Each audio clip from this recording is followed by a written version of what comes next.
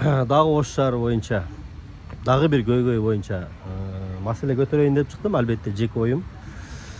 Менин көтөрө турган маселем неме боюнча? Урматтуу туугандар, Ош шаарында мына азыркы коопсуз шаар долбоору боюнча. Ошто жүргөндөр, оштуктар билебиз. Азыр жолдордун бардыгы ылай, баткак, шакмар. Ошол баягы оңдолуп аткан жолдордон келген ылай баткактар шаардын центрине чейин, керек болсо үйдүн ичине чейин кирип атат да азыркы учурдачы. Мына байкап атсаңыздар керек, ошол ылай баткак кир баягы жолдун чиймелеринен бери жаап, бекитип, мына азыр көптөгөн адамдарга айып пулдар келип атат да. Ал камера аны кандай аныктап атат, мен түшүнбөй атам ошол жагынчы. Мына биздин бийлик башчыларына ушул нерсени жеткирип, мына убактылуу болсо дагы жолдорду кеңейтип, чийиктерди чийип, кээ бир жерлерде 2 полоса эмес 3 полоса болуп кеткен. Баягы чийгенде 2 полосанын үстүнө түз чийген эмес да, кыйшык чийип барып туруп 3 полоса болуп кеткен жерлер бар. Ошол жерлерден же атайын сызылганбы, ким билет. Интернеттен карасаңыздар болот, андай жерлер өтө көп, видеолор дагы жүрөт.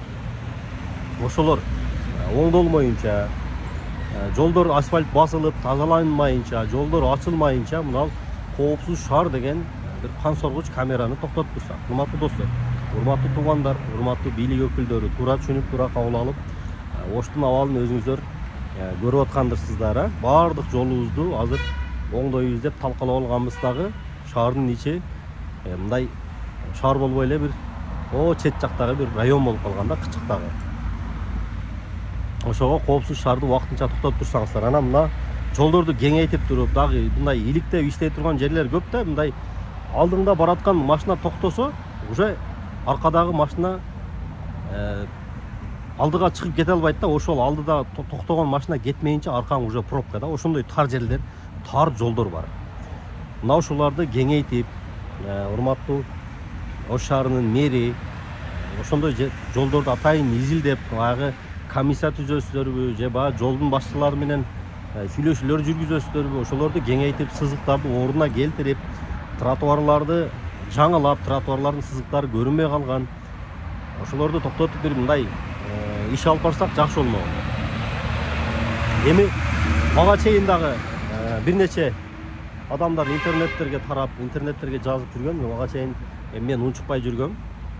Реакция кылышар, реакция болор деп. Кече жакында мен досторумдан дагы көп мындайлар баягы группаларга сүйлөшүп, группаларда жазып атышат көп, мындай айып пулдар келип атат, түшүнбөй атабыз, өздөрү билбейбиз депчи. Кандай болуп калат? Баягы айып пул түшкөн жерге барып карап, өздөрүнүн айыптарын өздөрү таба албай, түшүнбөй атат, логикага жатпай атат да. Штраф бар, бирок логичный мындай айып, мындай атайлап мындай айыпка болгондой болуп калып атат да биягычы. Ошон үчүн мындай жолдорду кеңейтип, баардык жолдор, знактар туура келсечи, эч ким качпайт. Күнөө менде экен да депчи. Анан кээ учурда ошондой айласыз жерлер бар да бизде жолдорчу. Европанын туура болобу?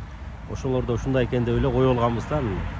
Баягы айып пулду түшүрөйлү дагы депчи. Анан биринчи жолдорубузду оңдойлу, унаа токтогон жайларды ачайлы. Көп жерде унаа токтоочу жайлар жок. Аны мен айтпайсам деле барыңыздар билесиздер. Жолдун боюн 2 катар, 3 катар кылып ээлеп токтотуп алган жерлер бар. Патрульный милиция жөн эле карабай жүрөт ону.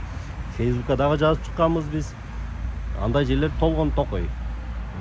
Ошон үчүн унаа токтоочу жайларды коюп, жолдорду кеңейтип, мына жолдор ачылып, бир жансыз болгонго чейин ошол айып пулду токтотуп, коопсуз шаар долбоорун целый Ош шаарынан токтотуп турууга чакырам. Сунуш айтам.